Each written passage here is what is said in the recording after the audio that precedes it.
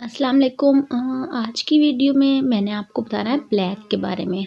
पहले तो बहुत से लोग ऐसे होंगे जिनको जो है प्लेग का नहीं पता होगा कि प्लेग क्या होता है। वैसे ऊपर यहाँ पर लिखा हुआ भी है, अब तो आप लोगों में से बहुत सारे लोगों ने एक्चुअली पढ़ लिया होगा कि ये क्या होता है। और आज आपकी होस्ट आपको क्या बताने वाली है।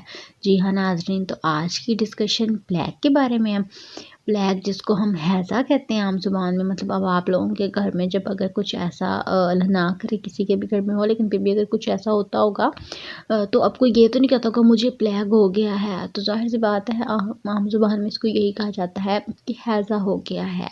तो हैज़े के बारे में ही आज बताऊँगी कि ये बेसिकली है क्या, मतलब क्यों हो जाता है, किस तरह हो जाता है इसको, ताकि ये ना हो हमें ऐसा क्या करना चाहिए। तो ये सारी चीज़ें जो है इसके बारे में अवेयरनेस होना, नॉलेज होना बहुत ज़रूरी है। तो आपने ना जो है गौर से सुननी है सारी चीज़ें, ताकि आपका भी जो है कॉन्सेप्ट क्लियर हो जाए और जो है इसको हम जो है टाइमली काबू कर सकें और ये जो है सीवियर हद तक ना जाए और किसी की भी हेल्थ को कॉम्प्रोमाइज़ ना करे। ठीक है। तो अब हमने क्या करना है, सबसे पहले मैं आपको बताती हूँ कि ये बेसिकली है क्या। ठीक है। जो हमारे पास प्लेग है ना, यानी कि हैज़ा, ये बेसिकली एक जूनोटिक डिजीज़ है। जूनोटिक मतलब ये जानवरों की वजह से होती है। अब जूनोटिक लफ्ज़ कहाँ से निकला है? ज़ू से। ठीक है। अब ज़ू को जब आप देखते हैं तो ज़ू में जानवर ही आपको मिलते हैं। Plague is basically a zoonotic disease, मतलब कि जानवरों से रिलेटेड है। ठीक है। आपने ना चीज़ों को इसी तरह रिलेट करना होता है। जब चीज़ें इस तरह से रिलेट होती हैं ना, तो एक तो वो भूलती नहीं है उनके बारे में।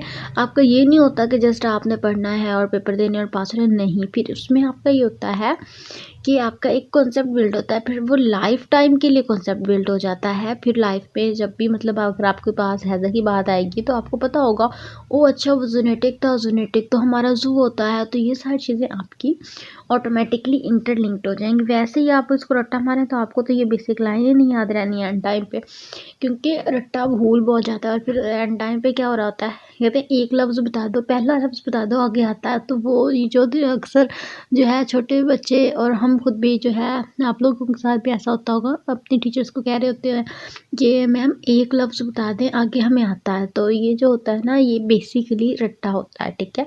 तो रट्टे से बाहर आए, चीज़ों को समझें, चीज़ों को समझ के जो है आप जो है पढ़ें, ताकि जो है आपको लाइफ टाइम उससे फ़ायदा हो, ना कि मतलब वक्ती फ़ायदा। वक्ती फ़ायदे से क्या आपका कोई मतलब, बस मार्क्स तो आ गए लेकिन नॉलेज नहीं आया। ठीक है। और इल्म हासिल करने का बेसिक पर्पज़ है नॉलेज लेना। तो अब हम बात कर रहे थे हैज़ा की। ठीक है। हैज़ा जो है उन्होंने कहा ज़ूनोटिक डिजीज़ है। Plague occur in many forms. अब ये जो हैज़ा है ना, बहुत सारी फॉर्म्स में हो सकता है। इसमें हमारे पास अगर हम बात करें तो ये एंज़ोटिकली भी हो सकता है। ठीक है। इसके बाद ये एपिज़ोटिकली भी हो सकता है, और भी इसकी दो और फॉर्म्स भी हैं। ठीक है। तो एंज़ोटिकली और एपिज़ोटिकली हो सकता है ये। अब इसके जो है जिस वजह से ये हो रहा होता है, तो वो एक एजेंट है जो हैज़ा कॉज कर रहा होता है। ठीक है। उस एजेंट का हमें क्या नाम देना है? यर्सीना पेस्टिस। ठीक है। यर्सीना पेस्टिस के नाम से है हमारे पास एक एजेंट। उस एजेंट का काम क्या है कि वो रिस्पॉन्सिबल है हैज़ा के लिए, और ये हमारे पास है ग्राम नेगेटिव बैसिलाई। अब तो एक तो ये ग्राम नेगेटिव है और दूसरा ये क्या है, नॉन मोटाइल है। ठीक। उसके बाद हमारे पास क्या आ जाता है, ये क्या करता है, प्रोड्यूस करता है फ्रैक्शन 1 और म्यूराइन टॉक्सिन। फ्रैक्शन 1 और म्यूराइन टॉक्सिन को ये प्रोड्यूस कर देता है। उसके बाद हमारे पास इसमें जो है बेसिक उन्होंने कहा है जो नेचुरल रेजर्वेयर, मतलब नेचुरली कौन सी चीज़ें होती हैं जो इसकी वजह बन रही होती हैं, उसमें हमारे पास जो है सबसे पहले आ रही होती है वाइल्ड रोडेंट्स। वाइल्ड रोडेंट्स जो होती है, इसमें हमारे पास आ जाती है फील्ड माइस आ जाती है, जर्बिल्स आ जाती हैं और स्कंक्स आ जाते हैं। स्कंक्स के बाद हमारे पास इसमें आ जाते हैं स्मॉल एनिमल्स। ये सारी चीज़ें मिलके जो है इसको जो है, मतलब ये सारी चीज़ें नेचुरली जो है इसको कॉज कर रही होती हैं। तो उसके बाद हमारे पास और भी बहुत रीजंस हो सकते हैं इसके, जैसा कि एजेंट तो यर्सीना पेस्टिस आपने याद रखना ही रखना है, बहुत इंपॉर्टेंट है ये। ठीक है। तो इसके हवाले से अगर आपका कोई एक्सपीरियंस है या आपने कोई ऐसा पेशेंट देखा है या फिर अभी इस हवाले से कुछ और अगर आप पूछना चाहते हैं ना, तो आपने पूछ लेना है आराम से, ठीक है। अल्लाह हाफ़िज़।